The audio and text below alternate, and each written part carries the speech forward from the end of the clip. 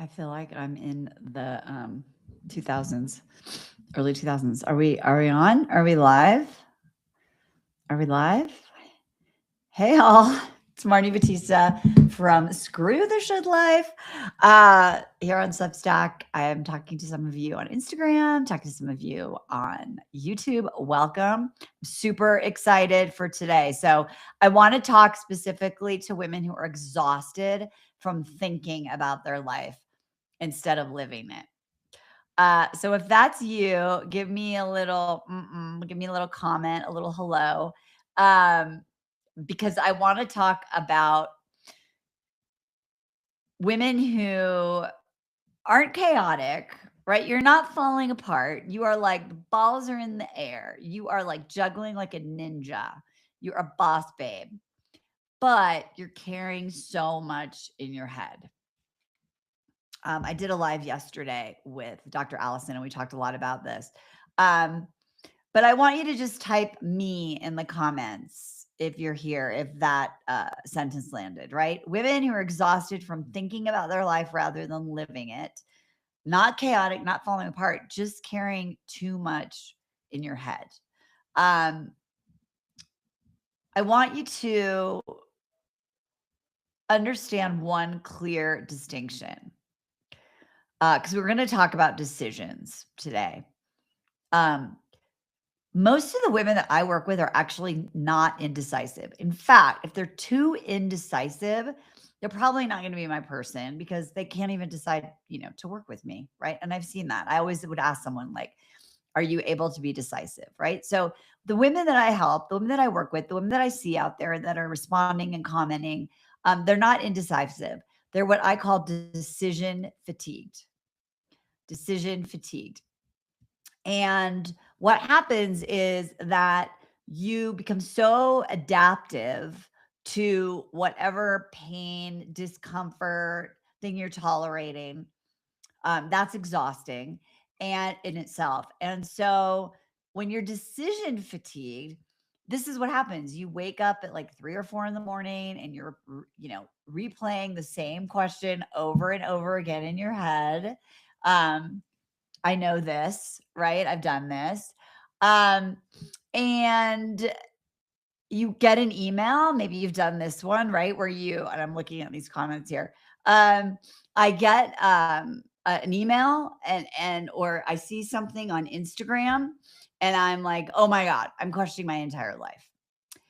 Maybe you're researching, you're saving posts. I'm like, I screenshotting posts, but not choosing, doing a lot of research.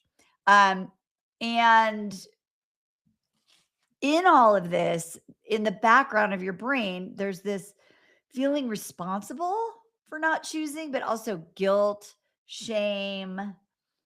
It's like a hidden secret that you're carrying around. Um, so I want you to understand that this isn't confusion. Okay, you're not confused. Um, when I hear people say, I don't know, that's code for I don't want to deal with it. I know that might make you mad. But what's happening is all of this is your nervous system staying on watch. It's a hypervigilance. Okay, we got a question from COKK407. Hey girl, what is emotional satisfaction for women?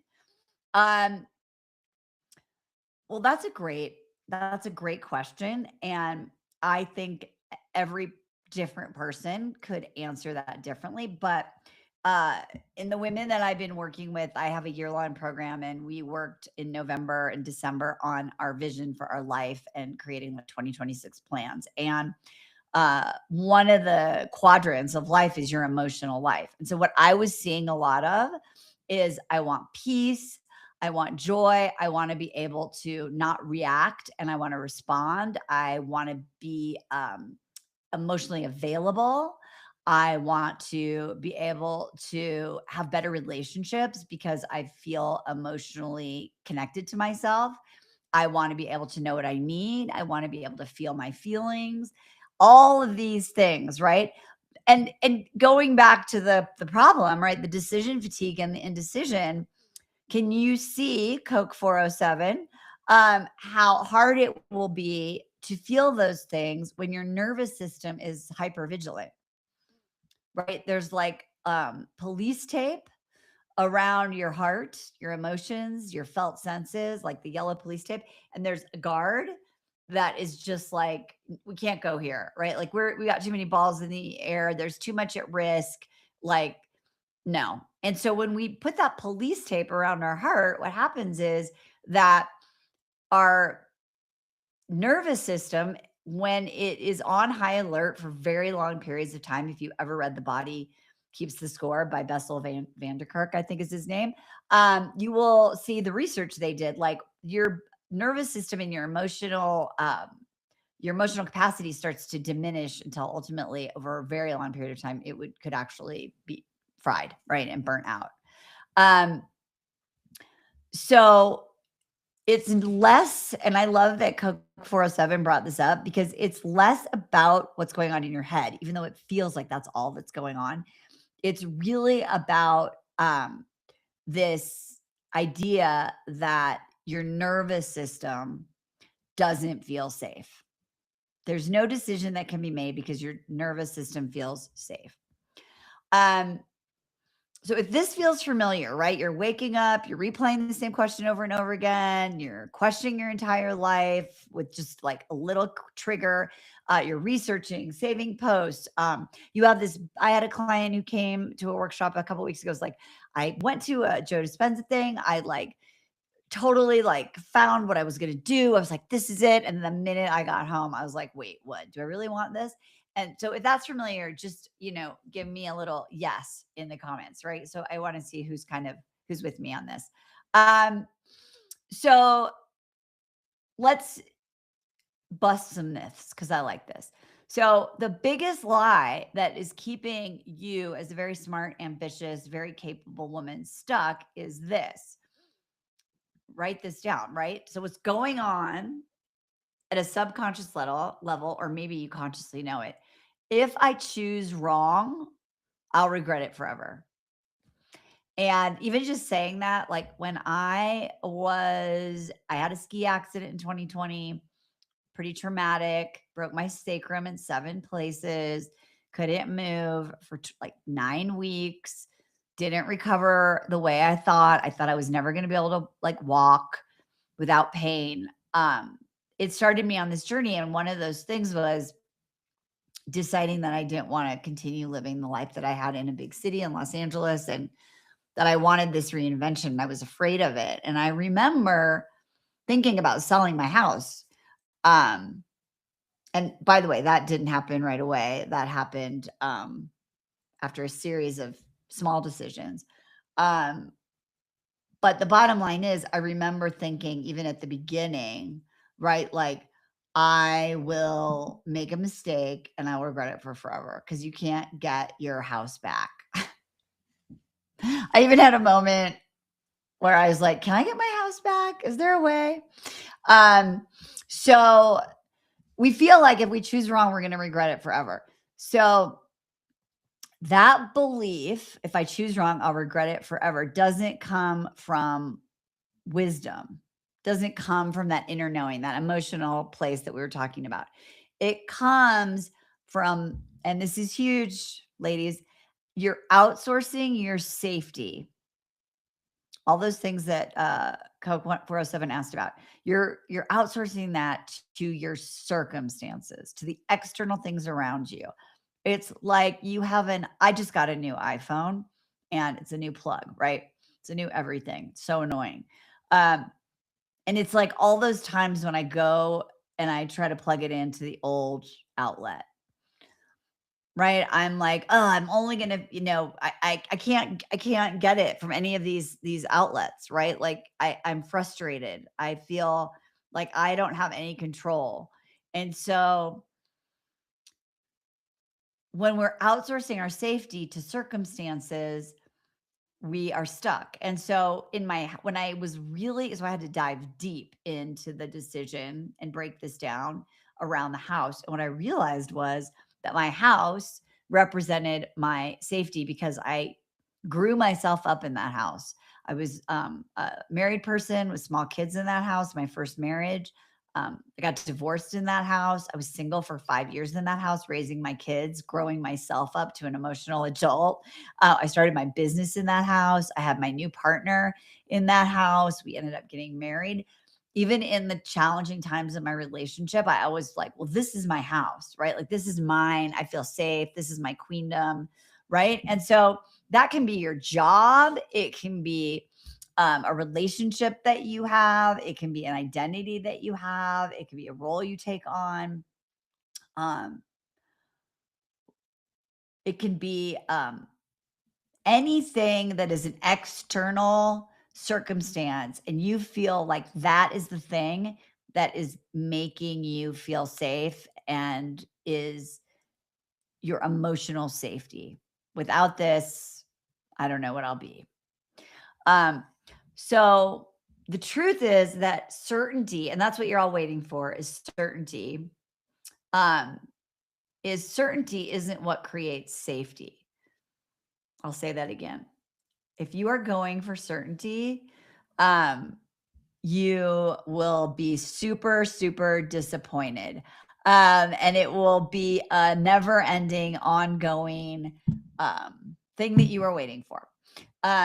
Because certainty, even though that's the lie you're telling yourself, isn't what creates safety. Because you won't, there's no such thing as certainty in any kind of pivot or change or conversation, right? So what creates safety in making a pivot of any kind?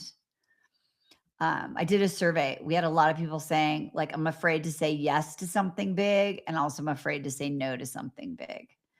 Um, so the truth is that certainty isn't what creates safety. Structure does. Structure does. When our brain says, this is the path I'm following, this is a system I'm using to make a decision, um, that creates a sense of safety. So there's a loop that happens then over and over again, right? So we think about something, think, think, think, think. We research, research, research, research. We get so close to deciding to take action.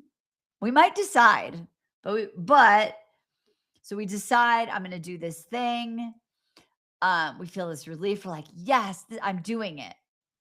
And then fear jumps in and we default because we don't feel safe and we repeat it. So what I want to point out to you is that relief, that relief part. So it's think, research, almost decide. You know what? Fuck, that's what I need to do.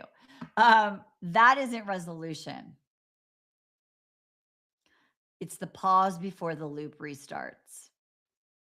So if you're mapping out your patterns, that temporary relief is the aha, and it's the pause before the loop restarts.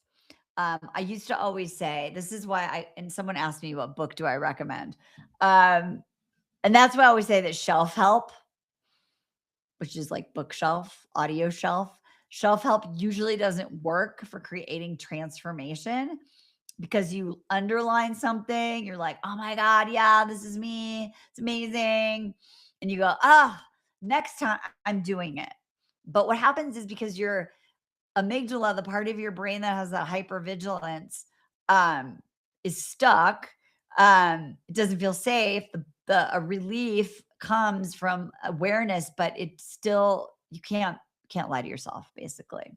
There are parts of you that are actually afraid that come from childhood and all of those things, or other experiences you've had up until right now. They don't all come from childhood. They just default in.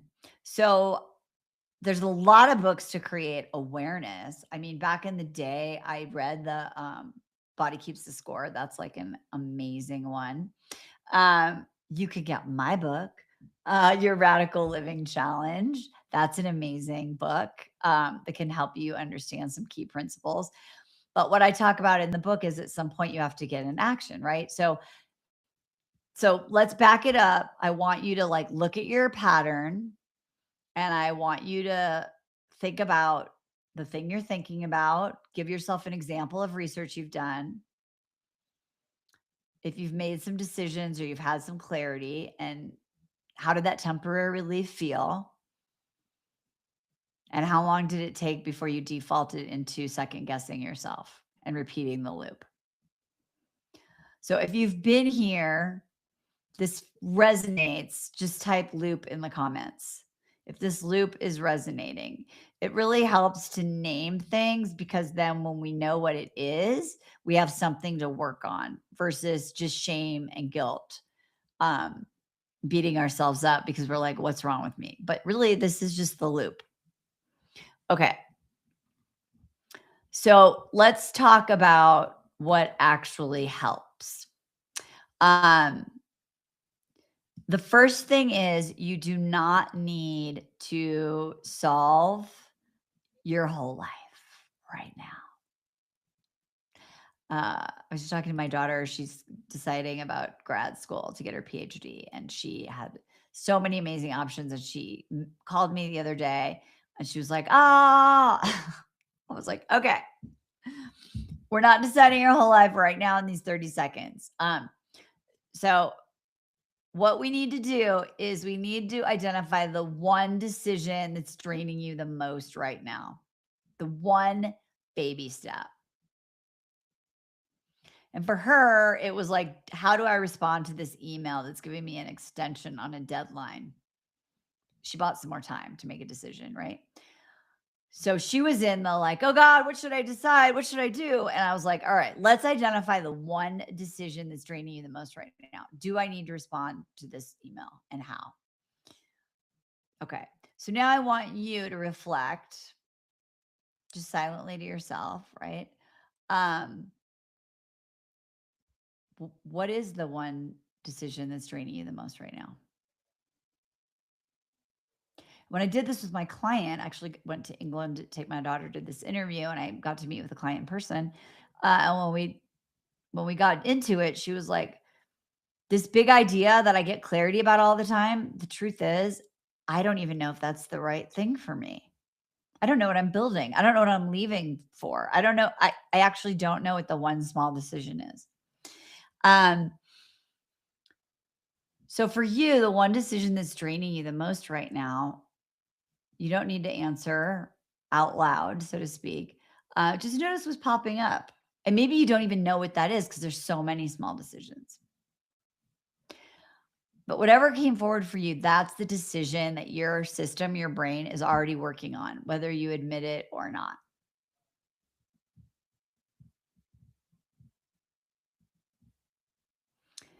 So here's the last thing I want to say about this. And I'm if you don't know me, I'm all about telling you the truth in a loving way, and I probably will make you laugh.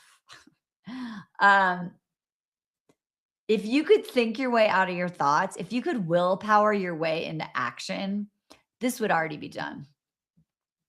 It'd already be done. Um, most women don't struggle because they lack insight. They struggle because they don't have a container. They don't have containment. Overwhelm is too many things at once, right?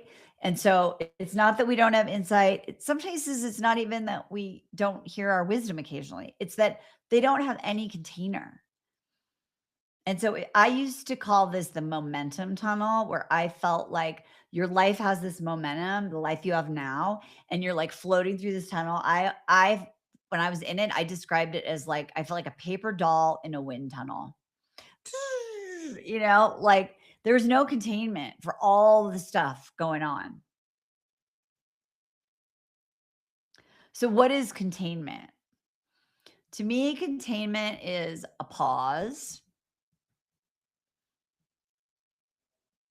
like an energetic pause, an energetic shift, a pause, some sort of pause that you can resource yourself to create. a process of what do I do with all the overwhelm and all the things I'm thinking about? So a process to filter it through and a place to do that where fear doesn't get to run the meeting. Because remember, fear is like in the driver's seat. And when you're in the passenger seat with fear and it's like driving like a crazy thing and the speed's going up, like it's kind of hard to like kick fear out of the driver's seat and get in, right? So we need to have a place where fear isn't running the meeting. So we need a pause. So containment is a pause, a very specific process to distill and filter all the elements, and then a environment, a place, a container where fear isn't allowed to run the meeting and the decision. Um, so that's why I'm hosting this free live session Sunday morning at 9 a.m. Mountain, which is like 11 Eastern, 8 Pacific.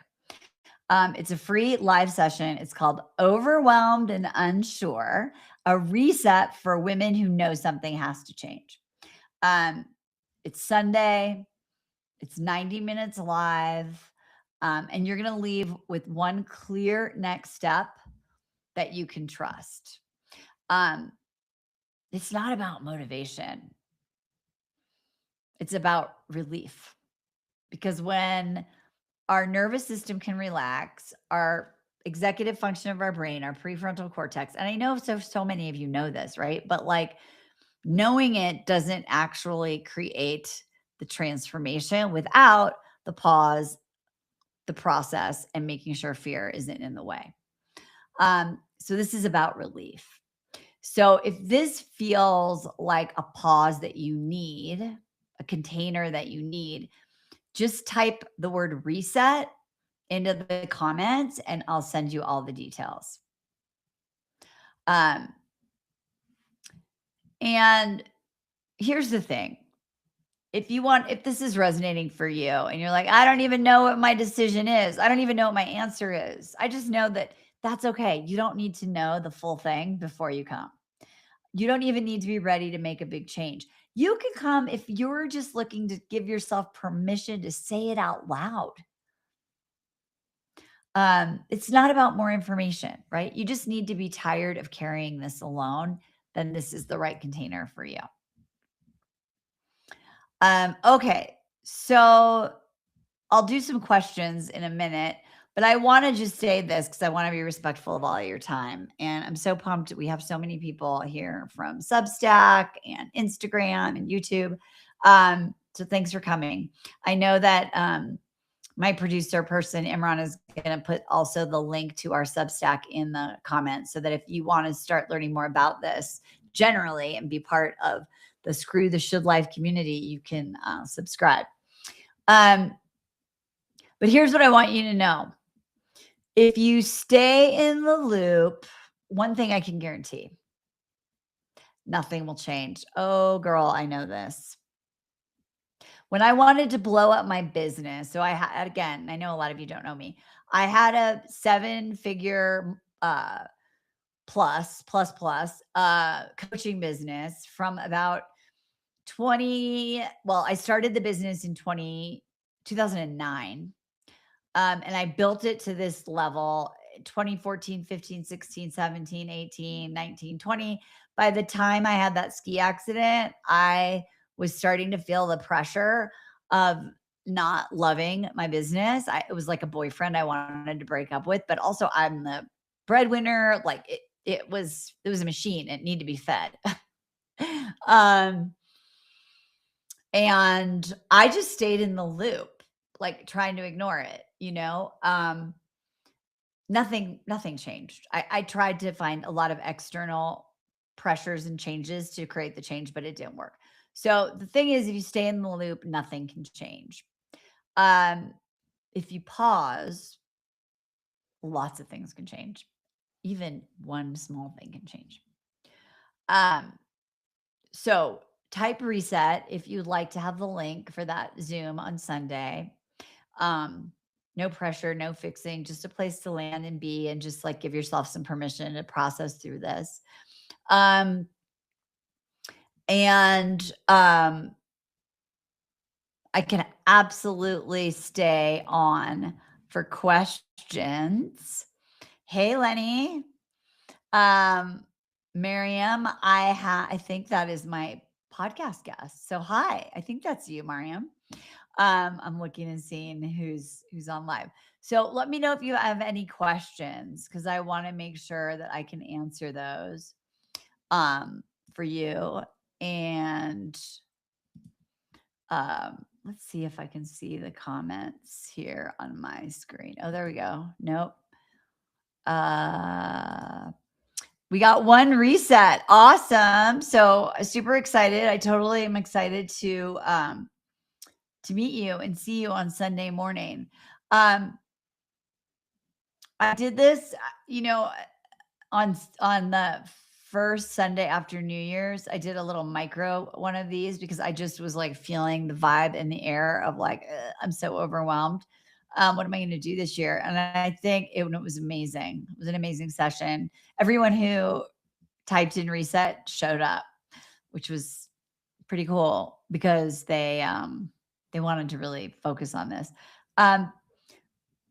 Now that we're into January and it's freaking already almost over, I think what happens is the pressure just builds and then also those loops get bigger because we have other stuff to deal with.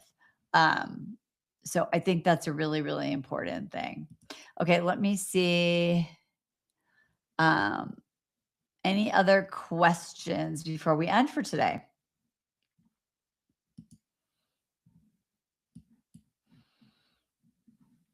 All right. Well, I really appreciate all of you being here. I love having you in our community. Again, if you want the link, if you're curious, type reset. No pressure. We're just going to work through this. We're going to give you the pause, the container. We're going to make sure fear stops running your life, even if it's just for 90 minutes. Huh, that sounds like a relief to me. And I look forward to seeing you. And remember, always and in always, it's your responsibility to life check yourself. We'll see you next time. Screw the should life. Join us in Substack. Bye bye for now.